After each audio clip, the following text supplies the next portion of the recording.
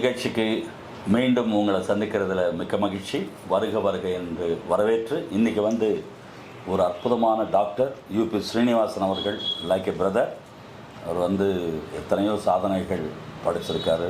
லிவரில் number 1 doctor. நமக்கு கிடைச்ச ஒரு பாக்கியம். அவர் ஒரு சிங்கராக அவர் பாடி அவருடைய ஒரு ஆல்பம் மாதிரி ஒன்று இருக்கு, பேராசை பற்றி. என்ன டாக்டர்? பேராசை பற்றி ஒரு கண்டென்ட் எடுத்து அது பியூட்டிஃபுல்லாக அது ஷூட் பண்ணி பிக்சரைஸ் பண்ணி அது ரிலீஸ் பண்ணியிருக்கீங்க. நம்ம 4 ஃப்ரேம்ஸு இதில் எக்ஸ்ட்ரானரியாக இருந்தது. அந்த 3.5 மினிட்ஸு ஒரு மனிதனுடைய பேராசை ஒரு அளவு இல்லைன்னா அது எந்த அளவுக்கு எங்கே போய் நிற்கும் அப்படின்றது அது நீங்கள் தான் பாடினீங்க. அது அந்த கான்செப்ட் பியூட்டிஃபுல்லாக இருந்தது.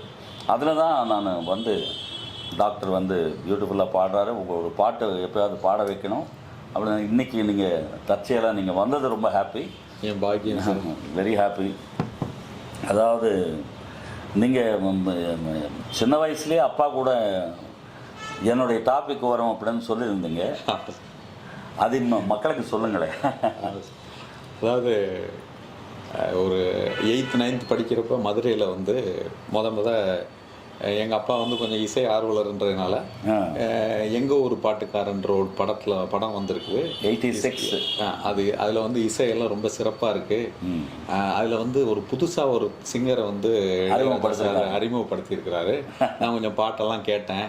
அது எனக்கு என்னவோ அப்படியே எஸ்பி பாலசுப்ரமணியம் சார் பாடின மாதிரியே இருக்குது. நம்ம தேட்டரில் போய் பார்ப்போம். நாங்கள் அப்போ தேட்டரில் போய் பார்த்தப்ப எங்களுக்கு ரொம்ப ஒரு புலகாங்கிதமாக இருந்துச்சு. அதாவது எந்த அளவுக்குன்னா இவங்க எஸ்பிபி சார் பாட்டையே போட்டு யார் பேரையோ போட்டாங்கன்ற அளவுக்கு அதாவது வாய்ஸ் கல்ச்சர் கிட்டத்தட்ட சாருக்கு அதுக்கு இறைவன் கொடுக்கணும்.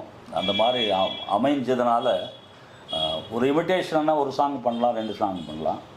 பட் இயற்கையாகவே அது அந்த கல்ச்சர், வாய்ஸ் கல்ச்சர் எனக்கு இறைவன் கொடுத்ததுனால அவருக்கு ஒரு 20% 30% நியராக இருக்கிறதுனால நிறைய பாடல் பாடுறதுக்கு வாய்ப்பு கிடைக்கல. ஆனால் அதுக்கப்புறம் உங்களுடைய குரலுடைய தனித்துவம் அப்புறம் தெரிய ஆரம்பிச்சிச்சு. கண்டிப்பாக எப்போவுமே ஒரு சிங்கரோ ஒரு ஹீரோவோ அந்த ஃபேஸ் ரெக்கக்னைசேஷன் ஆகணும். ஒரு ஹீரோயின் யாராக இருந்தாலும் மக்களுக்கு அதிகமான திரைகளில் அவங்க டிஃப்ரெண்ட் ஃபிலிம்ஸில் வந்தாங்கன்னா அந்த ஃபேஸ் ரெஜிஸ்டர் ஆகிடும். சில பேருக்கு நல்ல கேரக்டர்னால் ஃபஸ்ட்டு கேரக்டரே லைஃப் லாங் ரெஜிஸ்டர் ஆகிடும். சங்கராபரணம் படத்தில் சோமயாசுடு சார் அந்த கேரக்டரைசேஷன் மறக்க முடியாது. அதே மாதிரி யேசுதாஸ் சார் நமக்கு அவர் துள்ளலான பாடல்களோ ஹாப்பி டுவேட்ஸோ கம்மி comparative to Malayalam. Other languages நான் தெலுங்கு, கன்னடா, தமிழ் அது வரைக்கும் தான் நான் சொல்கிறேன்.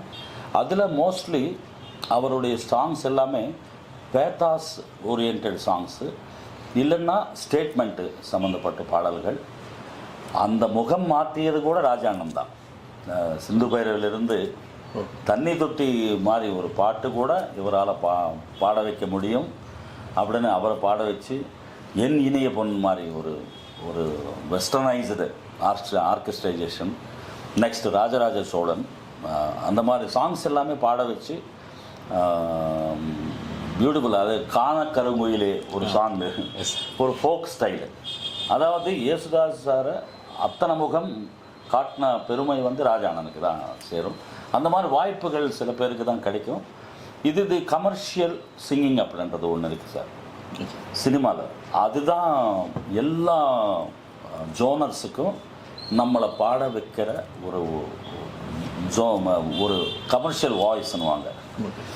அது பேத்தாஸுக்கு யூஸ் பண்ணுவாங்க, ஸ்டேட்மெண்ட்டுக்கு யூஸ் பண்ணுவாங்க, ஹீரோ என்ட்ரிக்கு யூஸ் பண்ணுவாங்க, பெப்பி சாங்க்கு யூஸ் பண்ணுவாங்க, ஃபோக்கு யூஸ் பண்ணுவாங்க, மெலடிக்கு யூஸ் பண்ணுவாங்க, கிளாசிக்கலுக்கு யூஸ் பண்ணுவாங்க. அந்த மாதிரி ஒரு சரித்திரம் படைத்த ஒரு கிரேட் சிங்கர்ஸ் பண்ணும்போது எனக்கு தெரிஞ்ச வரைக்கும் நான் கேட்டதும் கண்ணால் பார்த்தது டிஎம்எஸ் ஐயா பார்த்தேன். டிஎம்எஸ் ஐயாவுக்கு அப்புறம் அண்ணன் எஸ்பிபி அவர்கள். எல்லா ஜோனர்ஸ், அதாவது மக்களால் 100% ஆக்செப்ட் பண்ணுவாங்க இந்த வாய்ஸ் அப்படின்னு சொல்லி இசையமைப்பாளரும் டீம் தானே சினிமான்னா, ஹீரோ, டைரக்டர் எல்லாம் தேர்ந்தெடுத்த விஷயங்களில் அவரை ஃபஸ்ட்டில் நின்னார். அந்த வாய்ஸ் அந்த மெஸ்மரைசிங்க எல்லா ஜோனர்ஸுக்கும் அது அப்படியே பொருத்தமாக இருந்தது அண்ணனுடைய வாய்ஸு. அதுக்கப்புறமா என்ன மாதிரி சிங்கர்ஸுக்கு கூட ஒரு அந்த வழியில் நீ இல்லை இல்லை அந்த சாங்ஸு அந்த கம்போசர்ஸ் கிடைச்சதுனால தான் நான் இவ்வளோ ட்ராவல் பண்ண முடிஞ்சது. மக்கள் கிட்ட இத்தனை வருஷம் மோர் தேன் 40 இயர்ஸு நான் ட்ராவல் பண்ணிகிட்டு இருக்கிறதுக்கு அது ஒரு காரணமாக இருந்ததுன்னு சொல்ல வரேன். ஸோ நிறைய நீங்கள் வந்து பாடுங்க இல்லையா, நீங்கள் ஜஸ்ட் உங்கள் வாய்ஸ் செக் பண்ணலாமா? இப்போ ஜஸ்ட் ஒன்று ஸ்ருதி சனி சரி சனி தப மகதி சா பாடுங்க. சா நீ த ப மா க ரி சா.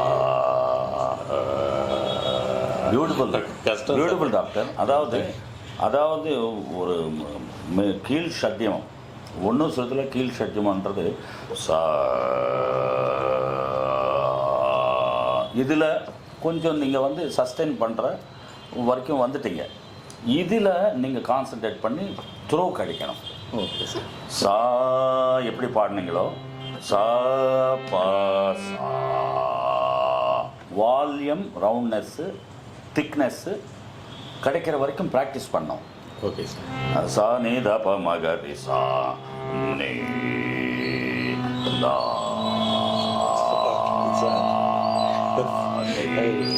சா கட்டையில் இல்லாத நோட்டுக்கு நான் ப்ராக்டிஸ் பண்ண தான் வந்தது. இதனால என்ன பலன் அப்படின்னு நிறைய பேருக்கு டவுட் வரலாம், உங்களுக்கு டவுட் வரலாம் சார். நீங்கள் எவ்வளோ பேஸ் பாடுறீங்களோ அவ்வளோ டாப்பில் வாய்ஸ் நீங்கள் வந்து ஈஸியாக ரீச் பண்ண முடியும். சாரிகமபா இப்போ நம்ம சாஃப்டாக பாடுறோம், நீங்கள் ட்ரை பண்ணுங்கள். சாரிகமபா இப்போ நம்ம 2 பேர் என்ன பண்ணுறோம், வாய்ஸ் கம்ப்ரஸ் பண்ணுறோம். சவுண்டு விடாமல் அந்த நோட்டுக்கு தான் ரீச் பண்ணுறது தான் முயற்சி பண்ணுறோம்.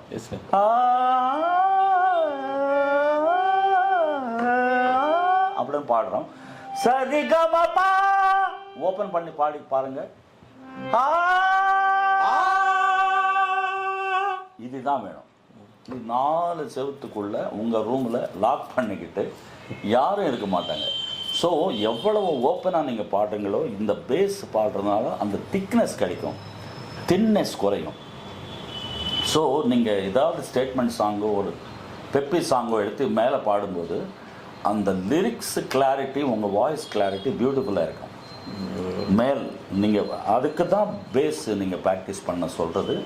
அகாரம் கூட நீங்கள்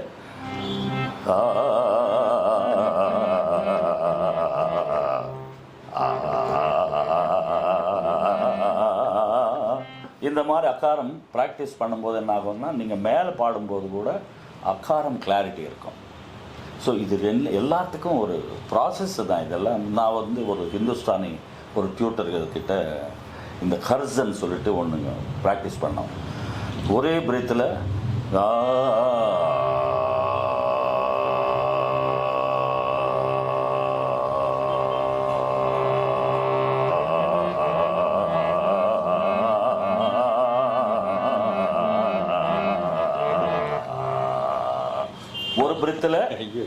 ஒரு பிரீத்தில் எவ்வளவு முடியுமோ அவ்வளவு நம்ம லங் கெப்பாசிட்டி நம்ம ப்ராக்டிஸ் பண்ண தான் அது வளர்க்க முடியும். ஸோ நீங்கள் சிங்கர், உங்களுக்கு வந்து இறைவன் கடவுள் வந்து வாய்ஸ் கொடுத்துருக்காரு. நீங்கள் ஸ்ருதின்றது நமக்கு புரியுது, தாளம்ன்றது புரியுது, எவ்வளோ பெரிய பாக்கியம். இது ரெண்டும் மீறி நீங்கள் வந்து ஒரு ஆப்ரேஷன் பண்ணும்போது உங்கள் வாய்ஸ் ரெக்கார்டட் சாங் அங்கே ப்ளே பண்ணி நீங்கள் ஆப்ரேஷன் பண்ணும்போது உங்கள் மனசு இன்னும் ஹாப்பியாக இருக்கும். அதனால் பேஷண்ட்டுக்கு பலன் கிடைக்கும்.